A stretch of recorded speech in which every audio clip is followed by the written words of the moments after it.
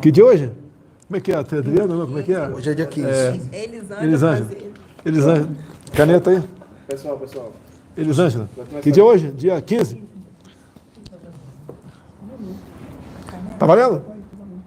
Boa noite. Quinta-feira, 15 de outubro, 19 horas. Brasília. À esquerda aqui é a Elisângela, nossa intérprete de Libras. Aqui o Wagner Rosário, capitão do Exército, concursado na CGU e ministro da Controladoria Geral da União. E à minha direita aqui, o nosso prezado pastor André Mendonça, ministro da Justiça. Anteriormente estava na Advocacia Geral da União. Então vamos começar essa live, né? Agradecer aqui o programa Os Pingos dos Is. Já começou lá? Que está nos acompanhando aqui com o seu sinal. Hoje, dia do professor, rapidamente apresentar aqui um trabalho que foi construído pela CGU e também pelo Ministério da Educação, onde ele criou aqui um kit, né? Bem diferente daquele kit lá de trás, né? Aqui é o kit um por todos, todos por um, pela ética e cidadania, é o material do professor. Então o professor já está rodado o material, vai começar a receber brevemente isso aqui, não tem tanta pressa, porque as aulas não estão sendo aí presenciais, infelizmente, tá? E tem também a versão do aluno. Tem a versão também digital. A versão digital. Todo o material digital e... Aqui o kit do professor e também tem o kit para o aluno. Exatamente. Que diferença, hein, pessoal, daquele kit lá de trás, você lembra? Aquele que ensinavam o que os pais não admitiam, aquela briga nossa contra aquele partido lá de trás, que realmente deseducava as crianças, agora é diferente. Temos aqui, então, um por todos, todos por um, pela ética e cidadania, o material do estudante. Está atrasado o sinal ali pra caramba, hein? Então, temos aqui, basicamente, são gibis, né? Nosso tempo de garoto tinha muito desse aqui, gibi, estou com 65 anos. E as figuras aqui são do... Tudo da Turma da Mônica, Cebolinha, Mônica e todos os outros personagens. E o Maurício de Souza, então, gratuitamente nos ofertou a sua coletânea de figuras para que nós possamos então, usar junto à garotada nas escolas. Então tem tudo aqui, tem joguinho de ludo, tem... Jogo da memória, só recortar e jogar. Alguma coisa mais, Wagner? Parabéns ao Wagner, que foi uma iniciativa da CGU, juntamente com o Ministério da Educação. Agradecer ao Instituto Maurício de Souza pelo apoio, o nosso ministro Milton também, que vem nos apoiando, e juntar toda a sociedade para a gente realmente levar ética e cidadania para essas crianças, presidente. Eu estive vendo rapidamente uma história muito bacana, me lembra muito, um pouco, né, aquela cartilha Caminho Suave, onde você era alfabetizado e em cada uma das letras tinha uma historinha que você guardava para sempre, tá? Então, uma coisa que nunca mais saiu da nossa memória. E aqui é muito parecido, então, esse kit com as figuras de gibi, né, do Maurício de Souza, da Turma da Mônica, para a garotada aí realmente aprender muita coisa e bem como outro livro para o professor também poder melhor interagir com o aluno. Parabéns aí, ó, prezado aí, Wagner Rosário. Outra coisa, hoje é dia do professor, todo mundo é professor aqui. A Elisângela é professora do quê, Elisângela? De Libras. Professor do quê? Hoje eu estou na área de combate à corrupção, né, presidente? Mas é professor também ou não? Sim, dou aula em algumas universidades aí. Professor de? Na área de Direito e Integridade. Acredito, eu também sou professor de Educação Física. Cursei em 1982, a Escola de Educação Física do Exército e 45 tenentes, né? Deram zebra, deram azar, deram mole e eu acabei sendo o primeiro lugar do curso. Então, parabéns a todos os professores. Em grande parte, né? Grande mesmo, o futuro do Brasil passa pelas mãos de vocês. Essa molecada aí que tem que ser cada vez melhor, ser instruída para poder lá na frente ser útil para si e para o Brasil. Antes de entrar no assunto mais importante, não é à toa que eu estou com dois ministros aqui da CGU e da Justiça, mas curiosidade aqui, bem rapidamente aqui. Temos aqui uma matéria, né? de 1º de abril, até parece que é dia da mentira, mas não é não, 1º de abril. Questionada sobre Bolsonaro, OMS diz que contenção de coronavírus inclui lockdown. E agora aqui, 6 meses depois, outra matéria. OMS pede à Europa para não utilizar confinamentos, não fazer lockdowns. Eu acho que eu vou acabar indo para a OMS, hein? Tu acha que você é mais eu? O Tedros continua lá, o que tu acha aí? Tá meio confuso lá. Lá tá confuso, né? Lá, ó, tá 7-0 para mim, não é 7-1 não, tá 7-0 para mim, não perdi nenhuma ainda. Alguns acham que eu chutei, mas é muito chute para dar tudo certo. É questão de estudar, ir atrás, conversar com médicos, conversar com embaixadores, tá? O que acontecia, por exemplo, em países da África subsaariana, como é que era tratada essa questão lá. Por que a cloroquina? O cara usa a cloroquina para malária, né? Para lúpus. E muitas vezes a pessoa com Covid não tinha que tomar, acabava tomando aí a cloroquina. Aconteceu isso aí. Ou com malária e vírus, tomava a cloroquina e dava certo. E nós não tínhamos alternativa. Você tinha que buscar fazer alguma coisa. Os americanos estavam estudando, lá com a sua Anvisa, né, a FDA, e eles estavam estudando porque tinha alguma possibilidade de dar certo, ninguém ia estudar uma coisa que não tinha chance nenhuma, e acabamos então fazendo essa opção, porque nós tínhamos que optar por alguma coisa. E deixar bem claro, a receita, né, era exclusiva do médico, sempre o médico que decide se você vai tomar isso ou aquilo. Vamos continuar aqui? Curiosidade apenas aqui. Olha a maldade da notícia aqui da imprensa, né? Essa aqui eu acho que é da Veja, se eu não me engano aqui. Governo Bolsonaro libera 400 mil para documentário sobre amigo de Lula. Então quem lê isso daqui, pô, o Bolsonaro virou petista, né? Virou de esquerda. Apareceu a verdadeira face dele.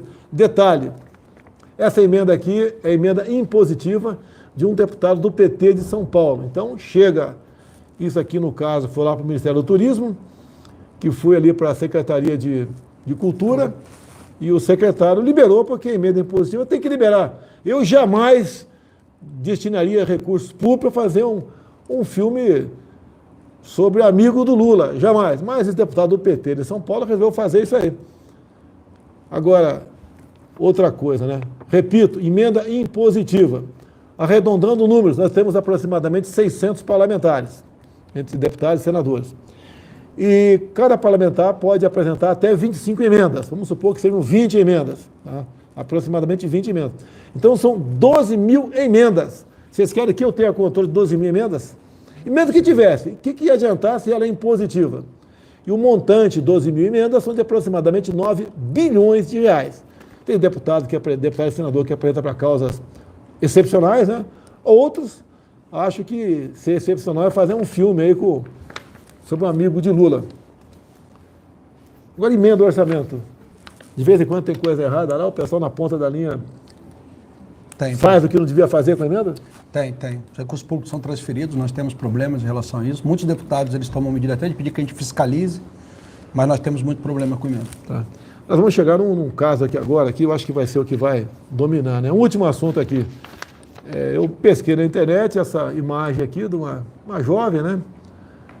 Existe um modelo econômico que conseguiu o impossível. Argentina sem carne, Venezuela sem petróleo, Cuba sem açúcar. Faltou o mais importante, mas não dá para escrever tanta coisa aqui, né? Venezuela e Cuba já sem liberdade, a Argentina com problemas seríssimos, tá? Tudo por optarem por um sistema, né? Um regime que não dá certo em lugar nenhum no mundo, que é o socialismo, e finalmente a perda da liberdade como um todo. O Brasil correu, no meu entender, sério risco há pouco tempo, mudou-se o governo, consegui me eleger aqui, só Deus sabe como, né? Além de sobreviver a uma facada, só Deus sabe como, e buscamos aqui fazer o quê? O primeiro e mais importante compromisso de campanha é escolher ministros por critérios técnicos. Como é que você foi escolhido, Wagner? Conta aí, pessoal. Bem, presidente, a equipe do SOB procurou. Eu já estava tendo contato com eles, perguntou se eu tinha interesse. O senhor teve uma conversa comigo rápida, me conheceu, o senhor não me conhecia antes, e me fez o convite basicamente pelo critério, pelo meu currículo que eu apresentei para o senhor. Fez academia junto comigo, concursado da CGU, já tinha experiência de lá, e basicamente o que eu pedi para ele? É levar com muita seriedade a sua função na Controladoria Geral da União para ajudar a combater a corrupção. E também, em muitos momentos, né, até de forma preventiva, porque quando você pega um cara, o que pega... Já falhou atrás. Já falhou atrás, mas o cara do lado que está pensando em fazer besteira já vai dar uma recuada. Sim. André, como é que você foi escolher, André? Meu currículo chegou na equipe de transição. Eu tive uma entrevista durante umas 3 horas com 3 auxiliares diretos do senhor. Quer falar o nome? Pode falar, não tem problema. Pode falar o nome aí. Jorge, que mais? Futuro. O Futuro está concursado aqui. E o próprio Wagner Rosário. Ele foi teu, foi teu jockey. Aí ficamos durante 3 horas e meia conversando e eles me perguntando. E depois disso, alguns dias, eu recebi o telefonema que o senhor queria me conhecer. Não houve nenhum apadrinhamento. O senhor me conheceu no dia, eu conheci o senhor no dia. E eu fiquei sabendo que você era do Vado Ribeira depois que eu não vi você, só depois. É de Miracatu, Vado Ribeira. Daqui a pouco vão falar que é um compadre meu. Não tem nada a ver, não tem nada a ver. É evangélico, é pastor, é uma pessoa excepcional, faz um brilhante trabalho no Ministério da Justiça, que é um ministério difícil também, não é fácil tratar desses assuntos. E todo mundo aqui se conversa. Não tem... eu devo o meu ministério a tal grupo. Ele aqui deve para outro grupo. Então, para servir não a nação, mas aquele grupo, não conversam entre si. Eu já vi no passado, né, o ministro falar o seguinte: não devo satisfação a você, eu devo a esse grupo que me nomeou. Isso não existe. Aí vem, no meu entender, tá, o segredo de não haver, ou até o momento, pode ser que apareça, né, não haver corrupção em meu governo. Em meu governo não tem corrupção, até o momento zero. Agora, a má-fé da imprensa e de alguns internautas, a gente sabe que o objetivo é sempre tentar o desgaste, né? É dizer que eu disse que não tem mais corrupção no Brasil. Ninguém falou no Brasil, falei no meu governo. O que é o meu governo? São os ministros. No caso, atualmente, 23 ministros. O que era comum no passado acontecer? Corrupção no Ministério do Transporte era muito comum. No Ministério da Saúde era muito comum também. Ministério do Desenvolvimento Regional também, tá? Pode estar havendo corrupção em algum setor? Pode, porque não é fácil você administrar. Por exemplo, o Rogério Marinho tem 20 mil obras em execução. Como é que ele vai tomar conta dessas 20 mil obras? Ele faz em cima do critério da confiança, pede apoio à CGU. A CGU tem um trabalho excepcional no combate à corrupção. Fala alguma coisa para a gente, Wagner. Presidente, o senhor, eu falo que muito desse trabalho que vem, desse resultado que o senhor tem para apresentar hoje do governo sem corrupção, ele vem de algumas medidas que o senhor tomou no início do governo.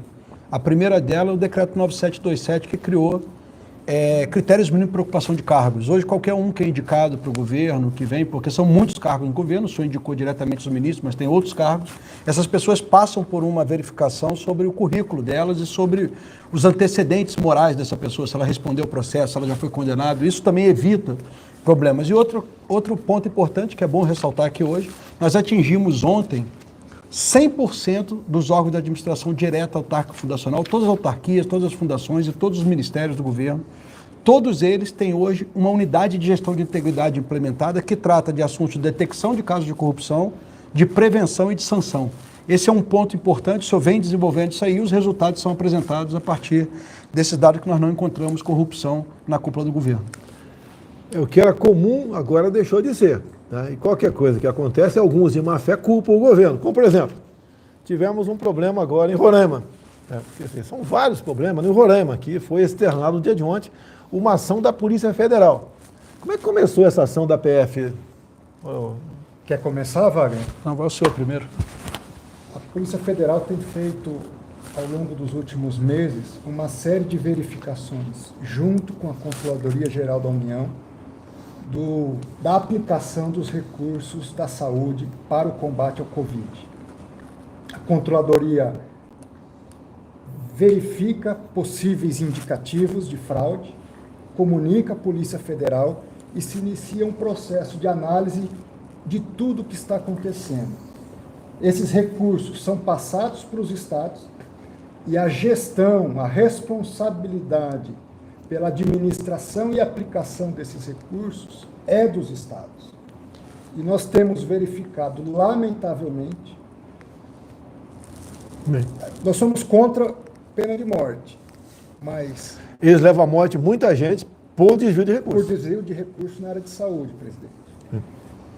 E, lamentavelmente, autoridades dos estados, segundo as apurações, as investigações feitas pela Polícia Federal e pela CGU, pelo Ministério Público, e com a aprovação e acompanhamento do Judiciário de aplicação irregular desses recursos. Em Roraima, o que se verificou foi um repasse desses recursos para o governo do Estado, foi para a Secretaria de Saúde do Estado, e na aplicação por parte da Secretaria de Saúde do Estado, possíveis irregularidades que a Polícia Federal e a CGU verificaram. Houve uma decisão do Supremo Tribunal Federal respaldando a operação e a busca e apreensão, e, no caso, a Polícia Federal e a CGU executaram o mandado da Justiça. Quando eu falo não tem corrupção no governo, eu repito, não tem. O que é o governo? São os meus ministros. Tá? Se tiver algo errado no ministério meu, a investigação vai acontecer. Qual é a responsabilidade minha? É fazer com que se aprofunde a investigação para punir os possíveis culpados. Agora, até o momento, zero. Há pouco tempo, né, faz parte do meu governo também, as estatais. Vocês se lembram como era a Petrobras, o escândalo da Petrobras, um atrás do outro. Tá? Vocês lembram também a questão do BNDES, usar recurso do BNDES, do povo, para fazer obras fora do Brasil. E com toda certeza, posso afirmar, né, parte desse recurso poderiam estar voltando para quem liberou aqui o recurso aqui do Brasil. Pode ter acontecido, que afinal de contas é muita caridade com certos países aqui da América do Sul e da África, e também da América Central. Tá? É como o Porto de Mariel, por exemplo. Então, é a corrupção, aí sim pertence ao governo, e alguns querem dizer que o caso de Roraima tem a ver com o meu governo, porque ele é meu vice-líder. Olha, pessoal, eu tenho o total de 18 vice-líderes no Congresso, 15 na Câmara, que foram indicados pelos respectivos líderes partidários, e 3 no Senado, que é de comum acordo. Tá? Esse senador, ora nesse caso em Roraima, é uma pessoa que gozava do prestígio, do carinho, de quase todos. Eu nunca vi ninguém falar nada contra ele. Aconteceu esse caso, lamento. Hoje ele foi afastado da vice-liderança. Agora, querer vincular o fato de ser vice-líder à corrupção do governo, não tem nada a ver. E olha só o que a imprensa faz. Olha a revista Veja aqui. PF encontra dinheiro no cofre de vice-líder de Bolsonaro. Aqui a Folha sem comentário. PF apreende dinheiro entre as nádegas de vice-líder do governo Bolsonaro. Tentando vincular a mim o tempo todo. Estadão. PF encontra 30 mil na cueca de Chico, vice-líder do governo Bolsonaro. Eu o tempo todo tentando me vincular à corrupção. Pode haver corrupção no meu governo? Acontecer? Pode, nós vamos tomar providência. Esse caso não tem nada a ver com o meu governo, repito. O meu governo são os ministros, estatais e bancos oficiais. Mais alguma coisa? Se o senhor quiser que eu explique como é que essa interação... Explica aí, vai lá. É importante também a gente lembrar que os trabalhos conjuntos da CGU com a Polícia Federal ela é o nosso principal parceiro nessas investigações, e eu vou só dar alguns números para que a gente tenha noção. Só esse ano foram 67 operações conjuntas, né, que apontam aí para um prejuízo de cerca de 1,1 bilhões de reais. Dessas 67 operações, 29 tiveram iniciativa das investigações na CGU, 29 na Polícia Federal. Empatou por coincidência. Empatou. E 9 no Ministério Vamos Público. lá, se eu tivesse influência, quisesse influenciar, não quisesse que investigasse alguma coisa, não teria botado uma pessoa como o Wagner lá. É muito simples. Agora, o que dói é você trabalhar com um desgraçado e uns idiotas aí, né, te acusar de corrupção. Vou repetir aqui, pessoal aí do Pingo do Rio já sabe disso. Quando eu assumi, vi um contrato de publicidade da Petrobras com uma escuderia de Fórmula 1. 750 milhões em 5 anos.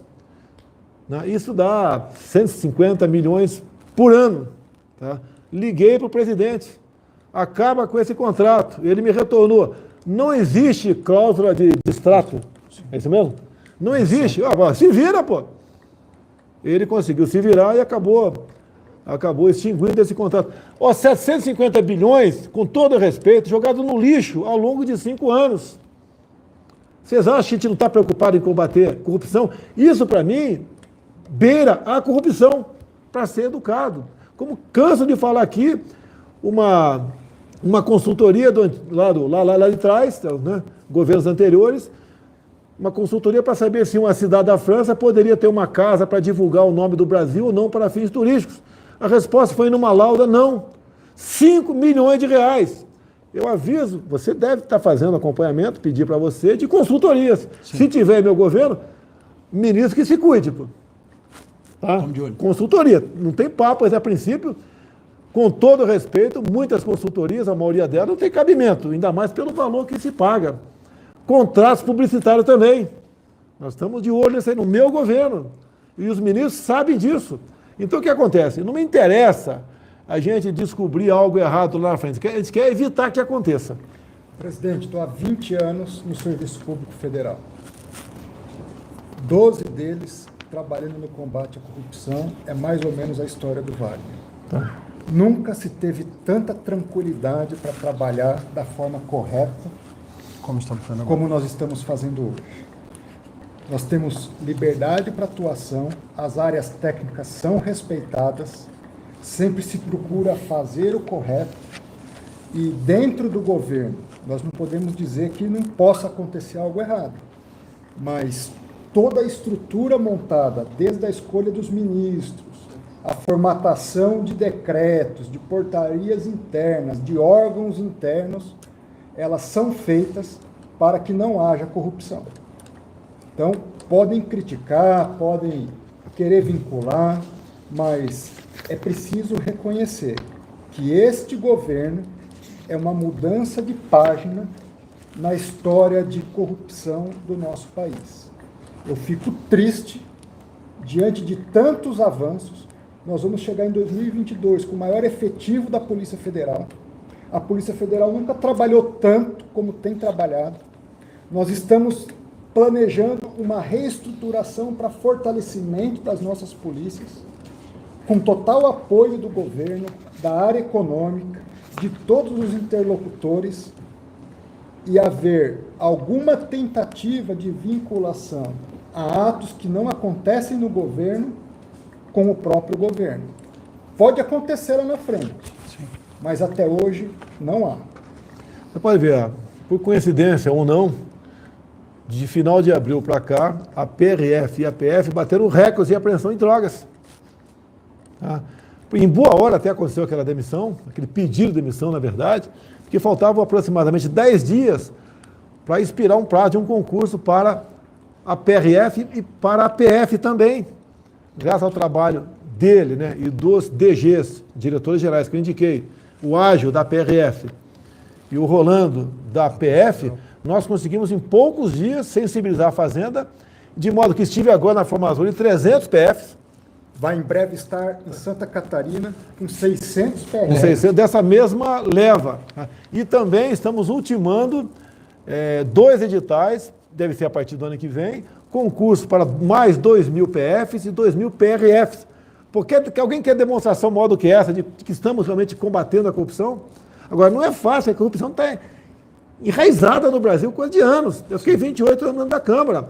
Alguns falam, não fez nada. Ainda bem, né? Você fala que não fez nada. Pior que você falar se tivesse feito alguma coisa de errado. Agora, eu ajudei sim.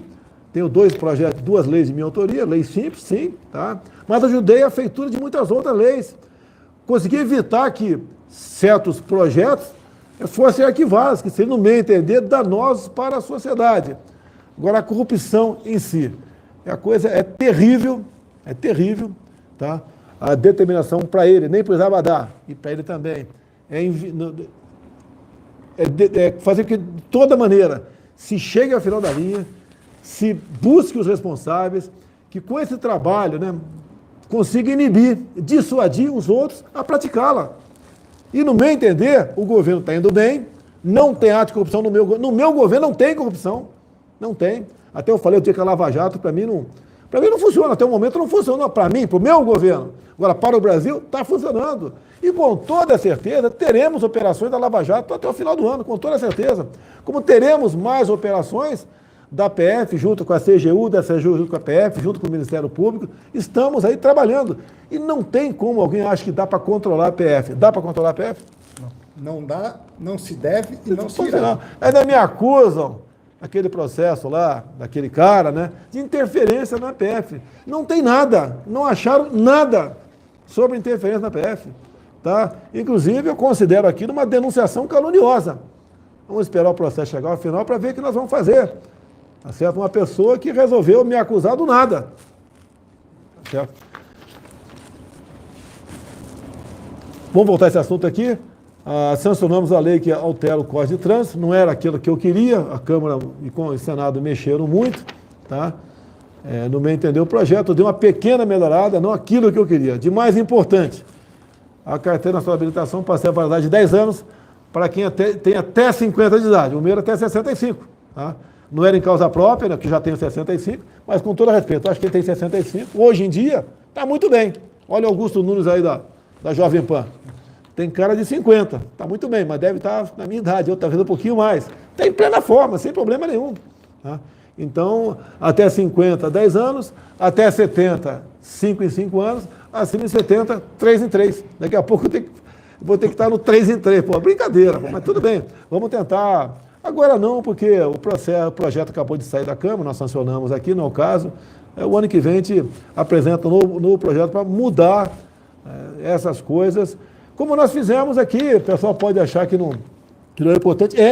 Conversei com o da Marinha, conversei com o Almirante da Capitania dos Portos e simplificamos a habilitação para a motonáutica. Pessoal de jet ski, simplificamos. Eram 3 horas de prática, passou para 1h30.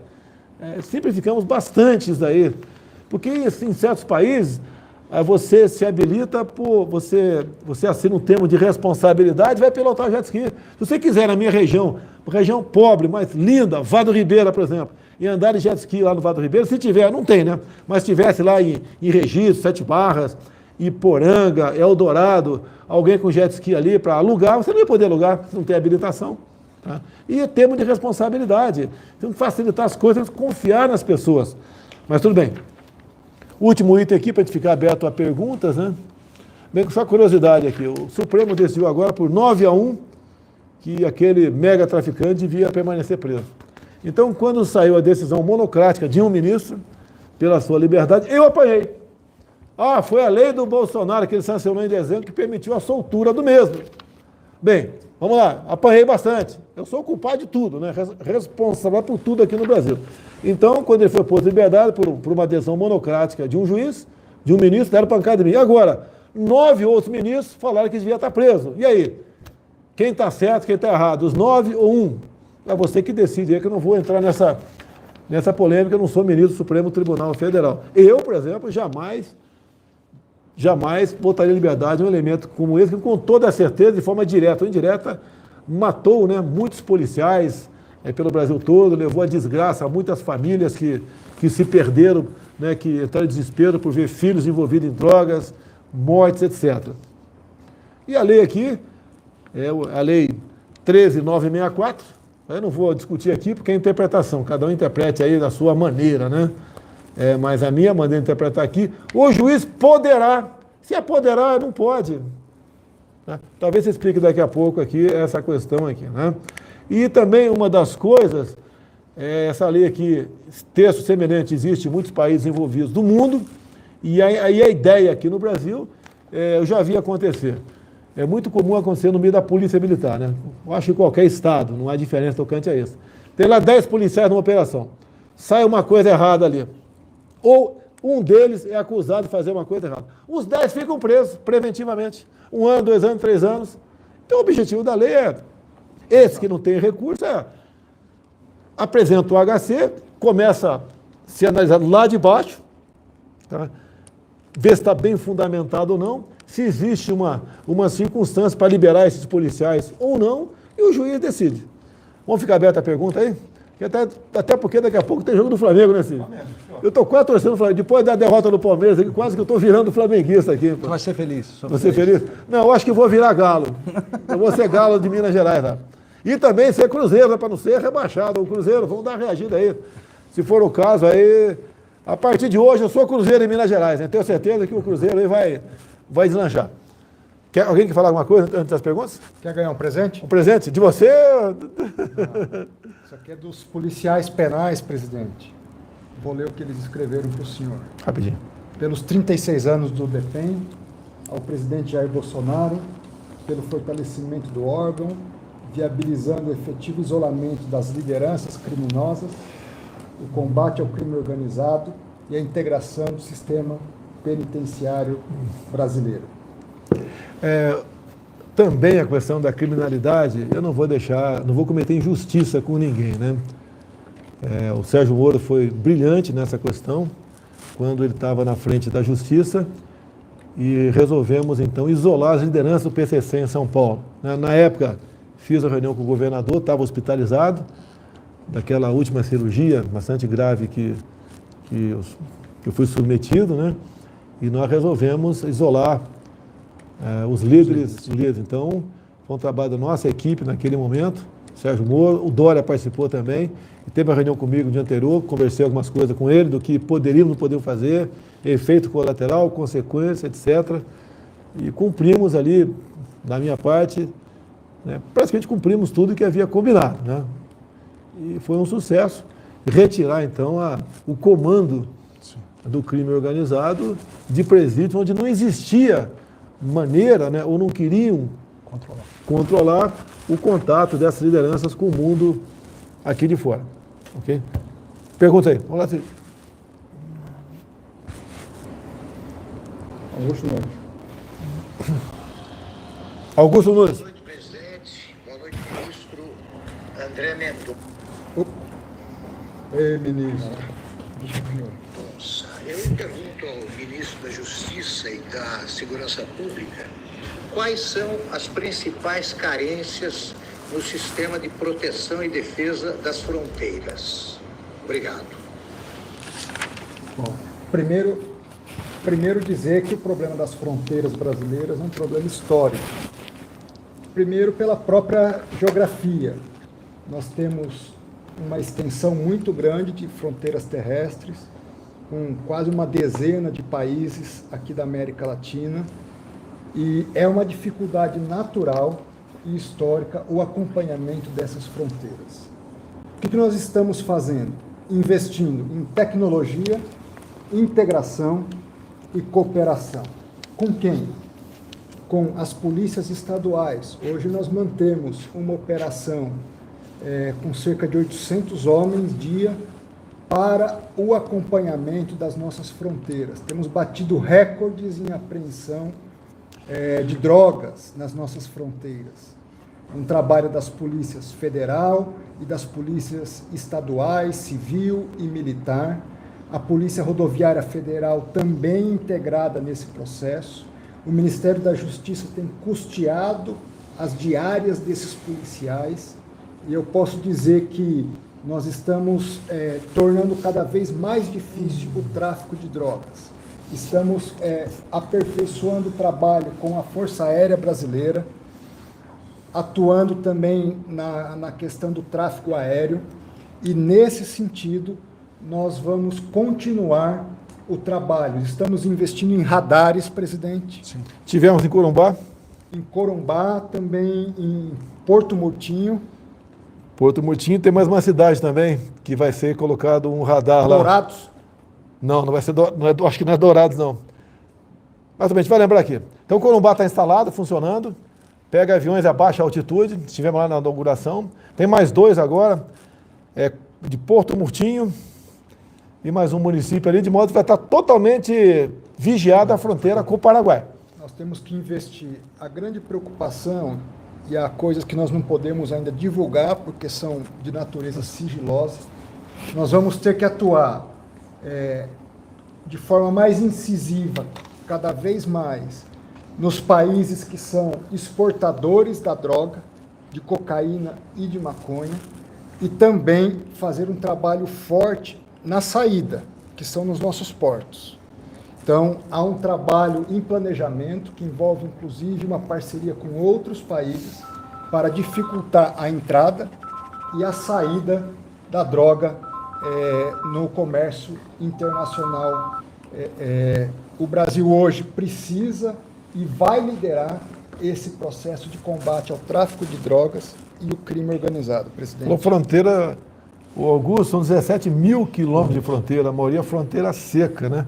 Até pedi o pessoal levantar aqui para mim rapidamente a distância em quilômetros da fronteira com o Paraguai, com a Bolívia, Colômbia, Venezuela, Peru. Colômbia, é um mundo aqui. A americana, se não me engano, são 3.400 com o México. Qualquer dessa fronteira é daí para mais, tá? Ultrapassa. São 17 mil Então é terrestres. dificuldade. Por exemplo, hoje, Augusto, nós aí, foi ontem na verdade, publicou no DO de hoje, por portaria, nós abrimos a fronteira terrestre com o Paraguai. Tá? Aí você vai nas minhas mídias sociais e vê quando tem um cara reclamando lá. Tá, abriu para facilitar entrada de arma, munição, ou para traficante fugir para lá.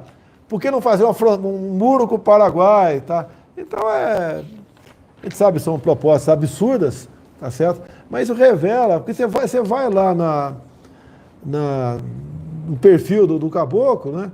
É uma pessoa simples, não é um militante da direita ou da esquerda, é uma pessoa simples, tá certo? Que dá a sua opinião. Agora, para essa pessoa entender realmente o que nós podemos fazer e como devemos trabalhar, é outra história. Eu quero aqui fazer justiça. 2 anos antes das eleições, eu estive em Dourados, Mato Grosso do Sul, e visitei um tal de DOF, o Departamento de Operação de Fronteira da Polícia Militar de Mato Grosso do Sul. Ou seja, eles lançam, né, 2, 3 veículos, né, com GPS, obviamente, lançam naquela fronteira seca enorme, que eu conheço muito bem, e ficam fazendo operações inopinadas, tá certo? Inopinadas. E consegue realmente apreender muita droga, muita munição. Tá? Isso pode ser, até me deu a ideia aqui, talvez levar para o João Fernando da Defesa esse modelo de operação para ver se as Forças Armadas, que poderiam fazer, no meu entender, com muito mais propriedade, mais meios, temos um efetivo grande na fronteira, para trabalhar dessa forma, porque em havendo operação, além dos radares agora, operações inopinadas, você vai pegando aí pessoas, né, mesmo sendo uma aqui e outra colar, mas você vai inibir isso aí, a maneira que nós temos de trabalhar. 3.400 sobre a fronteira com o México, né? Com a Bolívia, 3.500 é maior. Peru, 3.000, quase a mesma coisa. Venezuela, 2.200. Colômbia, 1.600. Paraguai, 1.300. Argentina, 1.200. E Uruguai, 1.000. É um trabalho diário que tem que ser crescido. A menor fronteira é com o Uruguai, mas o Uruguai não é problema para nós. É o Paraguai. Conversei com o marido por telefone ontem sobre a abertura da fronteira. 1.300 quilômetros. 1.300 quilômetros você daqui ao Rio. Sai do... Não, é daqui ao Rio. É daqui ao Rio. Então você sai de São Paulo, sai de São Paulo, vai para o Rio, volta para São Paulo e volta para o Rio. É uma coisa monstruosa. É impossível tomar conta disso tudo aí. E dizer que esses ilícitos não é só por lá, não. Se eu não me engano, são 8.500 quilômetros de fronteira aqui pelo mar, não é isso? No mar, mais ou menos 8.000 km também. Então é uma coisa absurda aí. Perde 8.000. Outra pergunta aí. Outra pergunta, presidente. Quer complementar dele alguma coisa, Wagner? Não, tranquilo, presidente. Outra pergunta. Vitor Brau. Ministro, boa noite. Boa noite, presidente. Ministro, queria saber a opinião do senhor a respeito do dispositivo que foi incluído no Código de Processo Penal e que prevê a revisão das prisões preventivas a cada 90 dias. Obrigado, boa noite, presidente. Entender um pouco, obrigado pela pergunta, Vitor. Até posso dar boa noite para os amigos do Pingo nos Is, né, presidente? Esse dispositivo, ele, na verdade, surgiu em função do reclamo de algumas situações de prisões que eram decretadas e nunca ninguém revia. Ficava lá anos e a pessoa presa e o juiz não reanalisava. Então, a cada 90 dias, se determina aqui que deve haver uma reanálise, uma nova análise. Agora, essa nova análise, ela obriga a soltura de imediato? Não. E foi o que o Supremo Tribunal Federal disse hoje.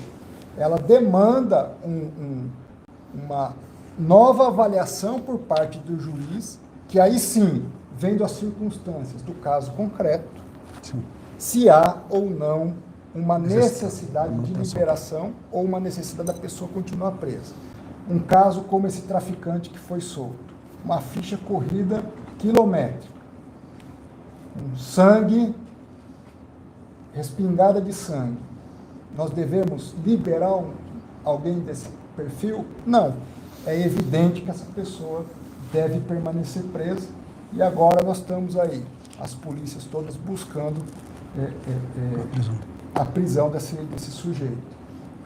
O que eu posso dizer é, da nossa parte, um trabalho incansável no combate ao crime organizado.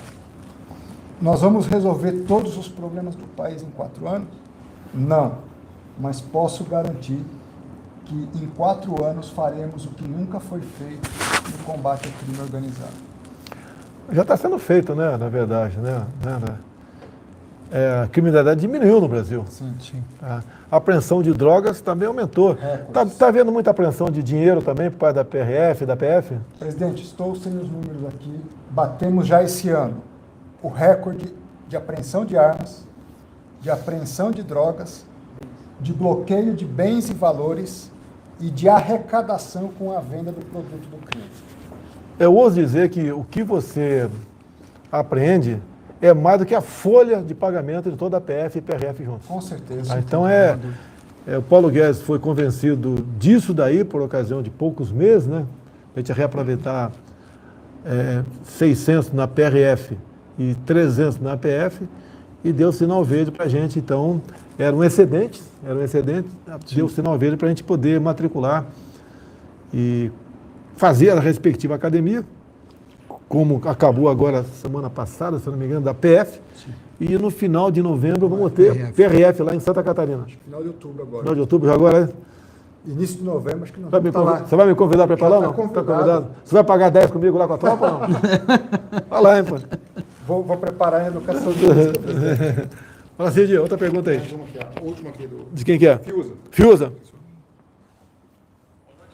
Bolsonaro, boa noite, ministro André Mendonça. Ministro, esta operação da Polícia Federal, que flagrou o esquema envolvendo o senador Chico Rodrigues, está ligada ao chamado Covidão, né, que teve também no Rio de Janeiro resultados muito importantes de revelação aí de crimes com as verbas emergenciais de saúde.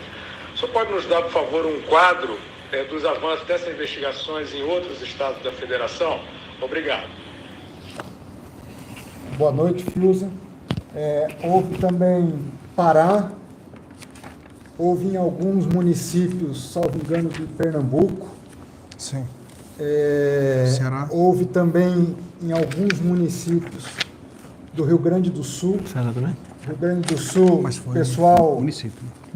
O pessoal vendendo material de limpeza para desinfetar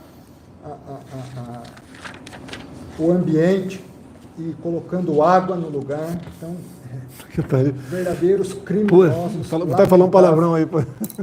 Então, quando nós vemos que algo tão sério, que a saúde do cidadão é tratada de forma tão irresponsável, e eu não faço aqui nenhum pré-julgamento, porque eu não conheço os processos, o que me chocou foi esse caso do Rio Grande do Sul, o pessoal colocando água no material que era para desinfetar o ambiente. Então, mas certamente superfaturamento de preços. Vamos lá.